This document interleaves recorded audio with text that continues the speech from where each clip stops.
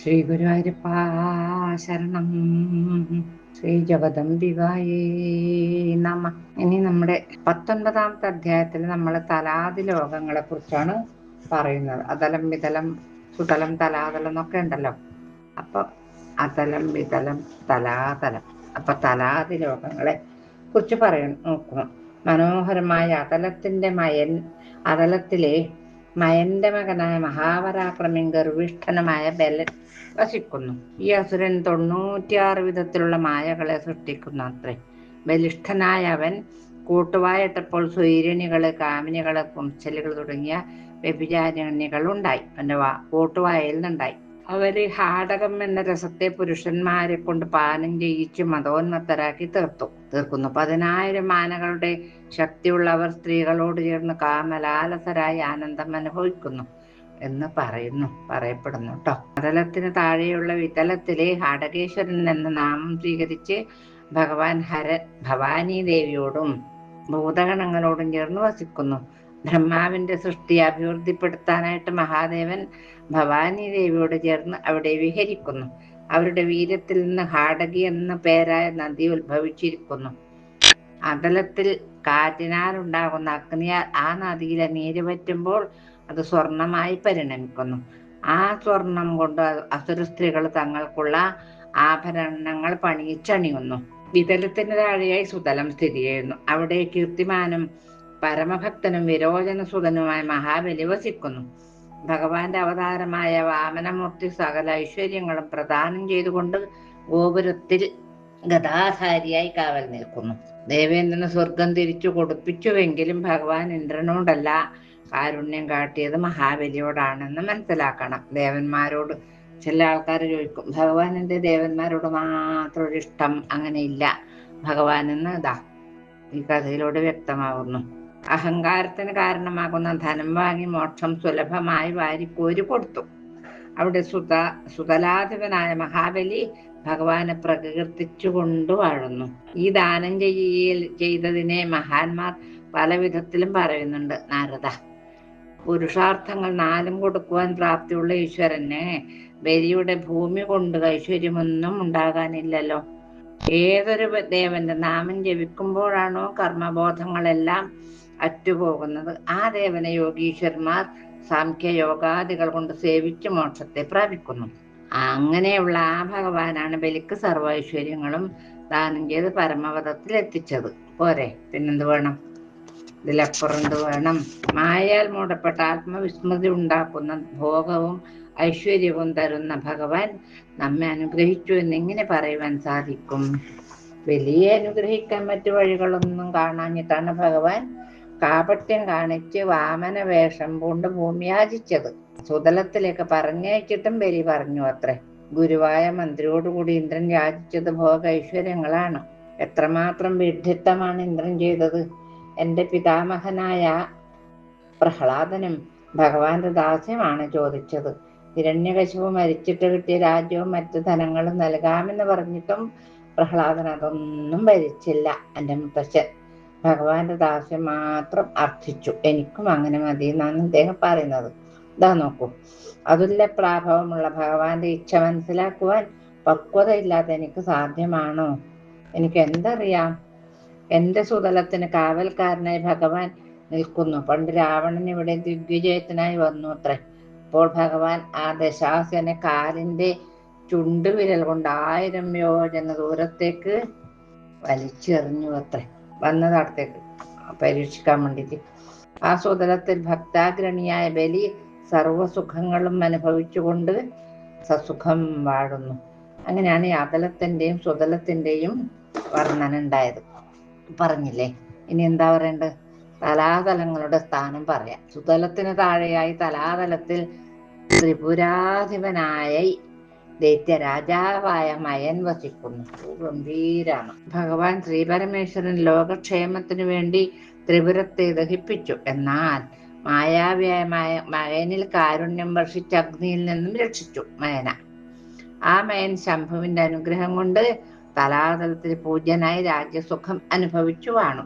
തലാതലത്തിന്റെ താഴെയായി പ്രസിദ്ധമായ മഹാതലം. അവിടെ അനേകം ശിരസ്സുള്ളവയും കദ്രുവിന്റെ സന്താനങ്ങളുമായ സർപ്പങ്ങൾ വസിക്കുന്നു. അവർ വളരെയധികം ക്രോധമുള്ളവരാണ്. ദേഷ്യത്തിന്റെ കൂടാണ് ഈ സർപ്പങ്ങൾ. കുഹകൻ, തക്ഷകൻ, കാളിയൻ തുടങ്ങിയവർ അതിൽ പ്രധാനികളാണ്.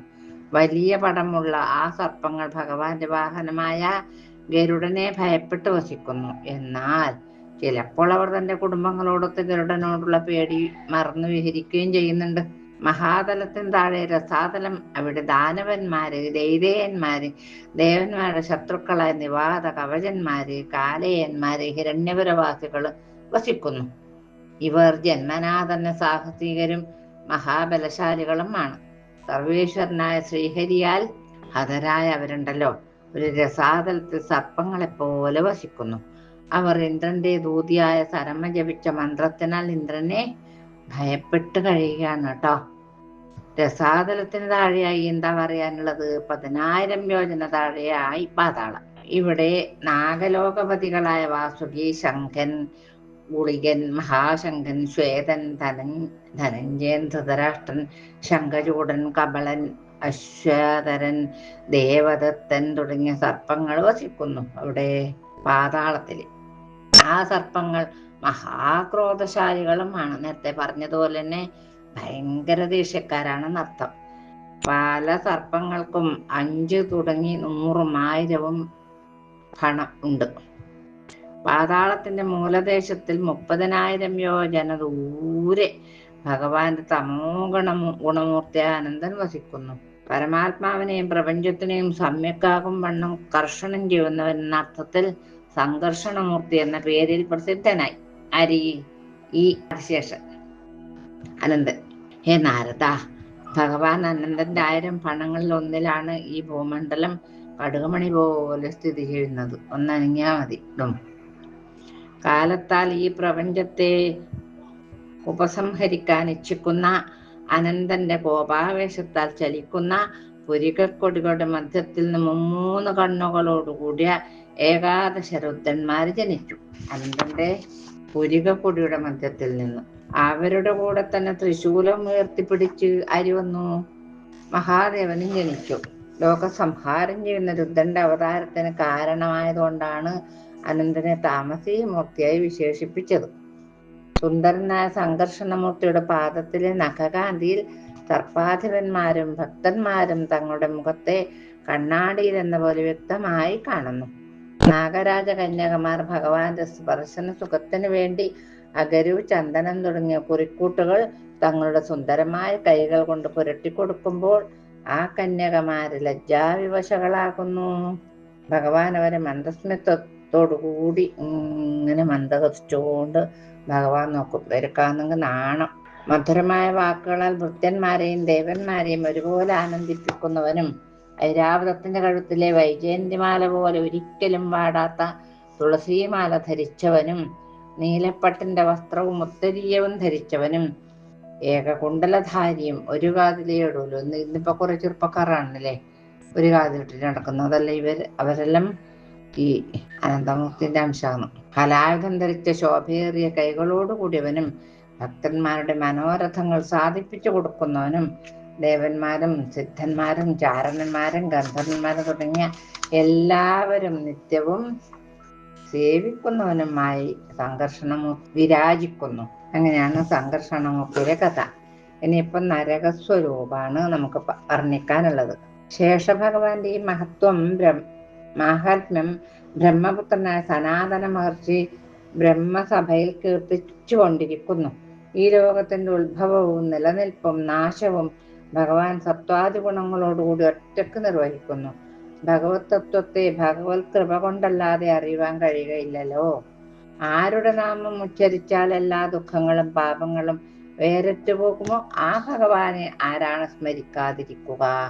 മോക്ഷേച്ഛുക്കൾ ഭഗവാനെ തന്നെ ആശ്രയിക്കുന്നു.